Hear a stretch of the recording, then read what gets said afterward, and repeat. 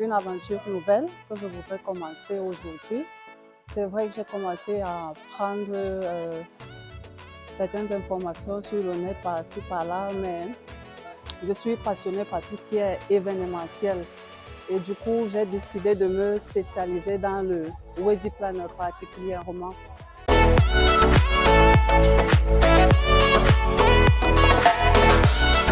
J'ai toujours une passion pour la décoration. La décoration qui est un des éléments du wedding planning. Parce que dans l'organisation des événements, il y a plusieurs branches. Le wedding planner est celui qui coordonne tout cela. Ayant un sens de l'organisation relativement poussé, eu égard aux commentaires de mes proches, je me suis dit pourquoi pas. Déjà, j'ai eu à me renseigner.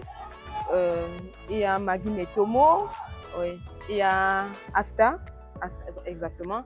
Et puis la Tata Mel, comme on l'appelle souvent.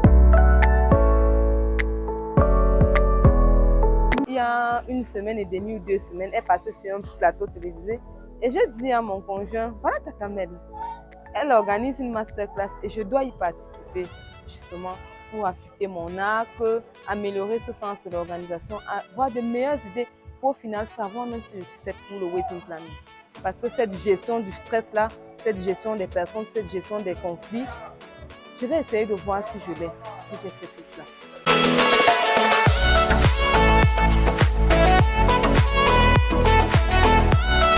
Alors, je suis cette masterclass cet après-midi par souci d'apprentissage. C'est vrai que j'exerce dans l'événementiel en autodidacte jusqu'ici parce que je suis de profession commerciale, mais je me suis rendu compte que pour être concurrentiel, on va dire ça comme ça, il faudrait avoir les codes. Et pour avoir les codes, je me rapproche des professionnels, c'est-à-dire Madame Mélanie Wabo, qui organise cette masterclass.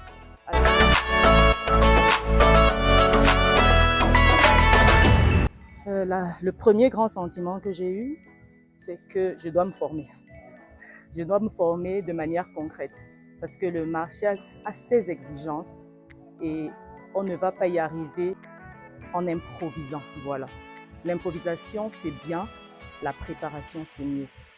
Pour proposer quelque chose qui s'aligne sur les besoins d'un marié, d'une famille, les attentes éventuellement des convives, savoir gérer des prestataires de manière correcte, il faudrait pouvoir savoir à quoi s'attendre en y venant.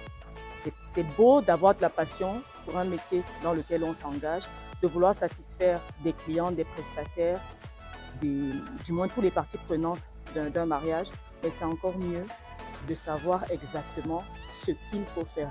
Et pour savoir concrètement ce qu'il faut faire, il y a des partages d'expériences, il y a des meet and learn, mais il y a des formations et des certifications qui permettent d'être compétitifs et concurrentiels.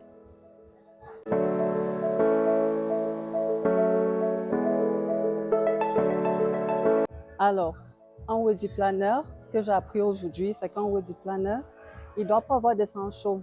Donc, c'est lui qui doit être le catalyseur entre le client et les invités.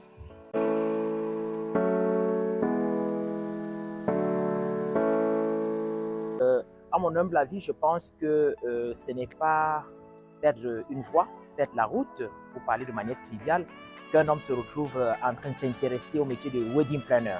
Vous savez, le monde dans lequel nous sommes est en mouvement. Et parce qu'il est en mouvement, tout le monde est appelé à suivre ce rythme-là. Aujourd'hui, maître de cérémonie, ce n'est pas suffisant. C'est juste un maillon de la chaîne. Il est juste un prestataire.